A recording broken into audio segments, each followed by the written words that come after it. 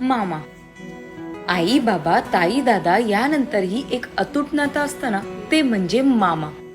लहानपणी आपल्या अंगा खांद्यावर लढिवाळपणे खेळवतं ती माय म्हणजे मामा. लहान असताना आपल्या हाताला धरून चालायला शिकवतो ती प्रेम म्हणजे मामा. अडचणीच्या वेळी लगेच विठ्ठलासारखा धावून येतो ती भावना म्हणजे मामा.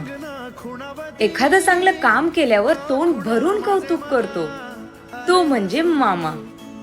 लहानपणी आपला वाढदिवस असल्यावर सर्वात जास्त उत्साही असतो तो म्हणजे मामा.